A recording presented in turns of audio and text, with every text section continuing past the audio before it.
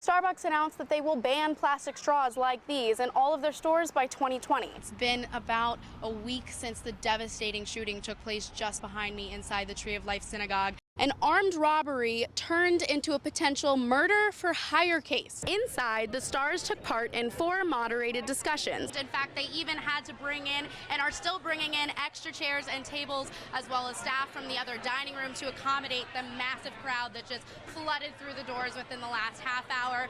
Many of these people are from Ezra Nade's campaign. Here, tenants can hang out with their neighbors and enjoy friendly games of cornhole. The circus is in town here in Hollywood tonight for the world premiere of Dumbo. And the ladies there want everyone to know any child in the DC region is eligible to receive a free meal. While you won't be finding food trucks directly downtown, Shaker's Grill right behind me isn't bound by the same borough restrictions. For people who are just starting out on their fitness journey, an important thing to note is that it's mental just as much as it is physical. You are a one-of-a-kind legend. What does it mean to have all these amazing people coming together tonight to celebrate you? Well, it's a big honor, I can tell you. I'm very humbled by it. What does Dolly mean to you, Miley? Never judge a book by its cover. As one of the co-founders of Black Lives Matter, it's been really important. If you guys could say one thing to Dolly, what would it be?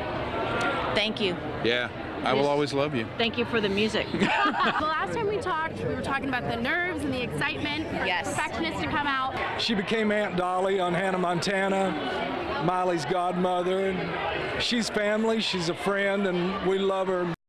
A terrible discovery last night inside an apartment at the Post-Tysons Corner complex. 2 children shot, 5-year-old Brooklyn Youngblood dead from a gunshot wound to the head.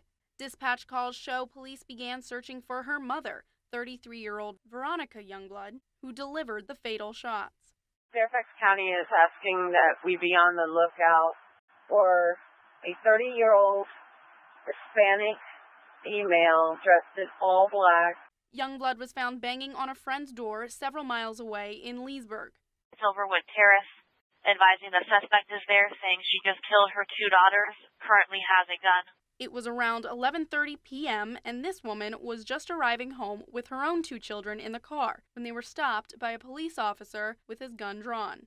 From the rearview mirror, I see him walking super fast, and I see him pointing the gun at someone, and he told her, put your arms up, and like any arms you have, put them down and put your arms up and don't move, don't move, don't move. It wasn't until this afternoon Heidi Milan learned the woman she saw getting arrested was accused of killing her own daughter.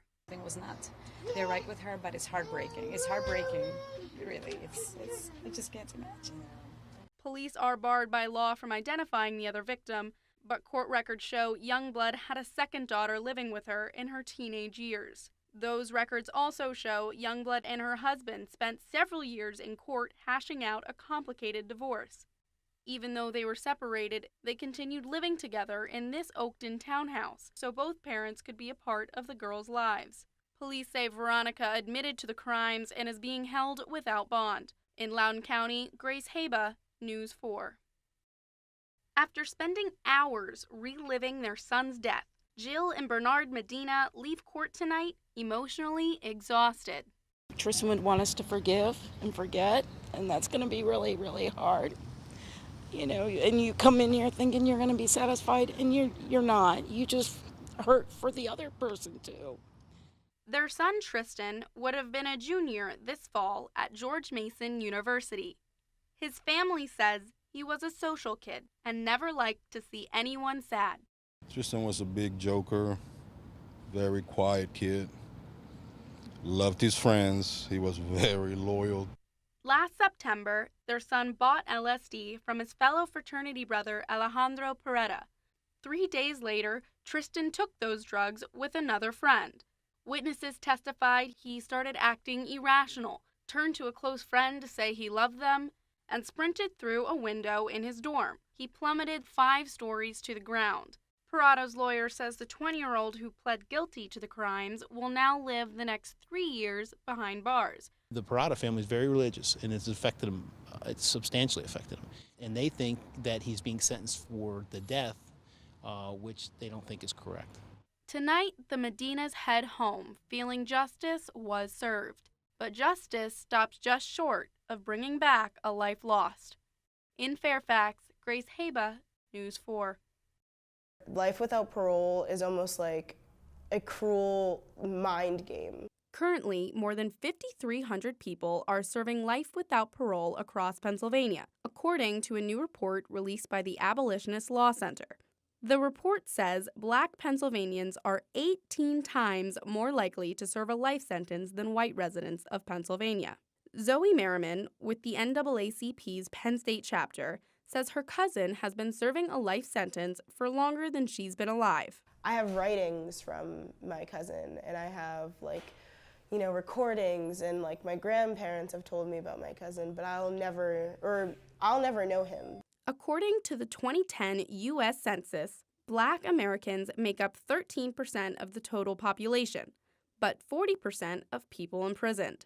Philadelphia leads the nation with 2,964 prisoners serving life without parole, of which 84% are Black. To know that as a person, if I make a certain mistake, there may be no going back from it. And there's no growing, there's no learning, there's just an immediate ticket to your death.